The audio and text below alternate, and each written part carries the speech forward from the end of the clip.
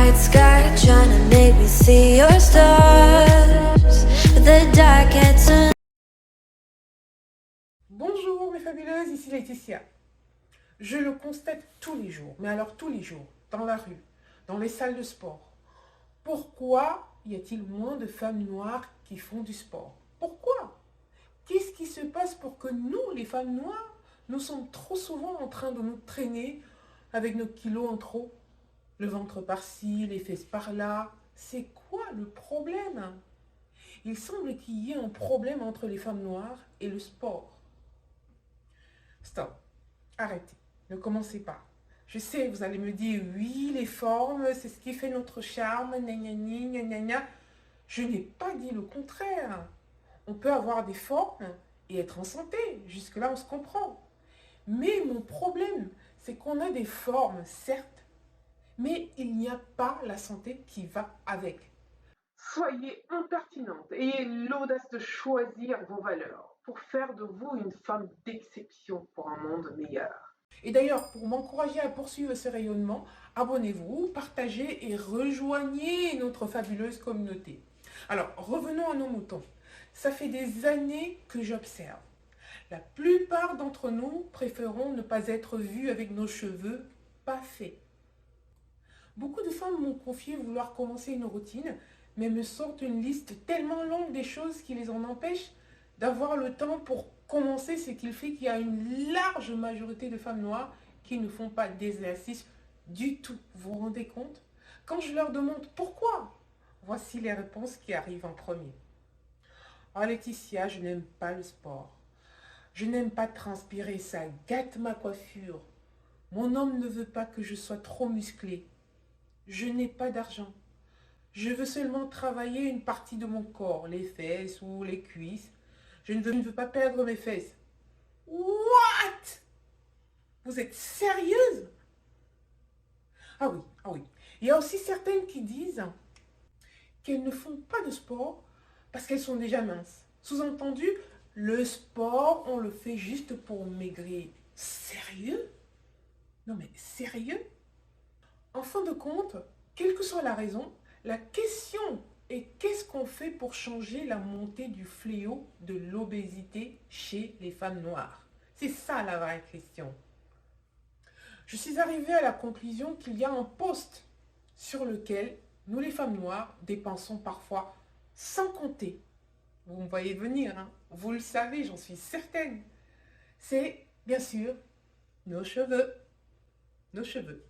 Pour vous dire, cette situation est tellement présente au sein de notre communauté que Solange, vous savez, la sœur de Beyoncé, a fait une chanson là-dessus qui s'appelle Don't Touch My Hair. Et dans cette chanson, elle explique l'importance de nos cheveux, que nos cheveux ont dans nos vies. Les femmes noires dépensent 3 fois plus pour leurs cheveux que les femmes caucasiennes, par exemple. Cela inclut tout. Le défrisage, les rajouts, les perruques, les soins de maintien. Et tout ça, mis bout à bout, ça fait un sacré pactole, mes fabuleuses. Pas étonnant qu'elles préfèrent leurs cheveux au détriment du sport pour leur santé.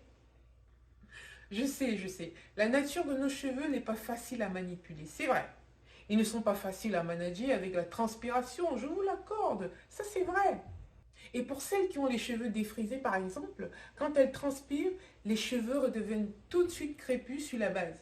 Même si vous êtes allé chez le coiffeur le plus cher du monde, le plus célèbre de la Terre, même si vous avez payé la coiffure la plus chère du monde, devinez quoi? La nature gagne toujours. C'est comme ça. Crépus, bouclés, ils sont nos cheveux. Crépus ou bouclés, ils redeviennent.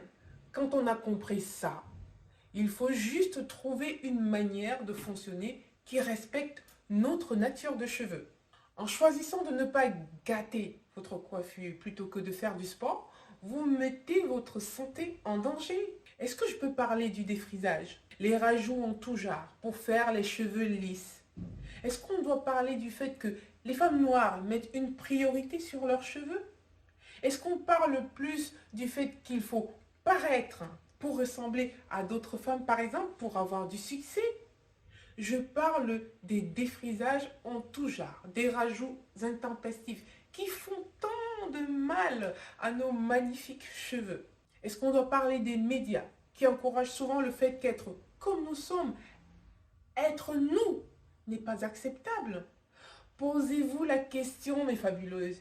Est-ce que les industries qui façonnent tous ces produits que nous utilisons pour dénaturer nos cheveux, décaper notre peau, ces produits qui nous empoisonnent, est-ce que ces industries se sentent coupables? Moi, je sais. Ils n'en ont rien à faire. Rien du tout. Ils veulent juste leur argent. En attendant, c'est vous qui avez le pouvoir de changer les choses. Pour vous, pour vos enfants, pour les faire évoluer, de décider d'arrêter de sacrifier notre santé. Mais à la limite, ça c'est un autre débat. Je vous ferai une vidéo spéciale sur pourquoi c'est dangereux pour notre santé d'utiliser tous ces défrisants ou de ne pas laisser son cuir chevelu respirer par exemple. Rappelez-moi ça dans les commentaires. Comme vous savez ici, mon objectif c'est toujours de vous informer et vous montrer tout ce qui se trame à votre insu. Donc vous me le rappelez dans les commentaires, je le ferai avec grand plaisir. Donc revenons à notre engueulade parce que c'est pas terminé, je n'ai pas fini. En fin de compte, quelle que soit la raison, la question que nous devons nous poser est qu'est-ce qu'on fait pour changer la montée du fléau d'obésité chez les femmes noires? Comment fait-on pour se pencher sur ce problème de plus en plus croissant? En tant que femme noire, nutritionniste et spécialiste, tous les jours, je parle des bienfaits du maintien d'une bonne alimentation, d'un mode de vie sain, des bienfaits de l'exercice physique, mais la majorité des personnes que j'accompagne ne sont pas des femmes noires. J'ai donc décidé d'agir pour ma communauté, pour vous aider à adopter un style de vie sain, en vous éduquant sur l'alimentation, notre alimentation africaine, en mode de vie sain, l'exercice physique. Voici le retour que j'ai. Ce qui se passe, c'est que beaucoup de femmes noires n'ont pas grandi avec une éducation sur comment s'alimenter, sur comment se consacrer à elles, sur comment bien prendre soin de leurs cheveux, par exemple, sur comment faire du sport pour leur santé. Je pense que l'éducation doit toujours commencer à la maison, mes fabuleuses. Certaines d'entre vous ont des enfants, vous avez des familles. C'est de votre devoir d'enseigner à vos filles, à vos garçons, comment s'alimenter pour être bien dans leur corps. Ça commence dès ce moment-là, dès l'enfance, dans l'intimité du foyer familial. Je vous l'enseigne à vous pour qu'à votre tour, vous le fassiez pour votre famille. J'ai des fabuleuses dont la famille est en surpoids, par exemple, et mon accompagnement a fait du bien à toute la famille. Et c'est un devoir également en tant que femme noire de combattre l'obésité croissante au sein de notre communauté en commençant par vous, en l'étendant ensuite à votre famille. Et c'est comme ça que l'on bâtira une communauté de magnifiques fabuleuses. Ok, j'ai fini de vous engueuler. Maintenant, on se fait des câlins. Et maintenant, on fait quoi? Il y a une bonne nouvelle. Il existe des moyens de prendre soin de ses cheveux sans louper sa séance de sport. Quoi? Si, véridique. Demande à Laetitia. Soyez prêtes.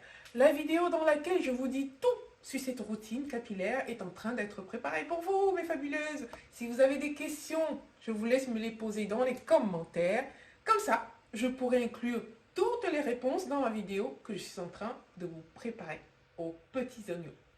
En deux, voici comment vous allez être quand vous allez comprendre que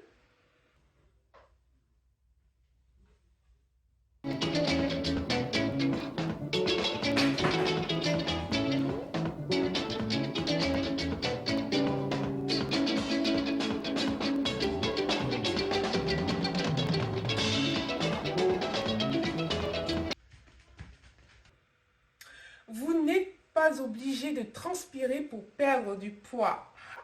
Vous avez entendu? Vous n'êtes pas obligé de transpirer pour perdre du poids. Oui, à partir de 40 ans, Plus besoin d'aller transpirer des heures en salle de gym. Et même si vous n'avez pas encore 40 ans, ça marche quand même. C'est pas beau ça? No excuse. Pourquoi? Avec l'âge, on a plus de chances de se blesser. Donc, on y va mollo. Nos articulations et nos tendons n'ont pas besoin de choc. Elles ont juste besoin d'être renforcées. Il existe une manière de faire travailler son cardio et faire de l'exercice plus adapté. Le plus important, mes fabuleux, c'est de travailler ses muscles. Pourquoi? Avoir du muscle brûle mieux les graisses. Avec une alimentation appropriée, comme je vous enseigne sur cette chaîne, des exercices ciblés, vous deviendrez des brûleuses de graisse. Plus d'excuses la prochaine fois que vous entendrez « on va faire du sport », je ne veux pas entendre « ça va gâter ma coiffure ». Mettez vos baskets, poussez les meubles du salon, trouvez-vous un petit coin, tout ce que vous voulez, mais bougez vos fesses, bon sang.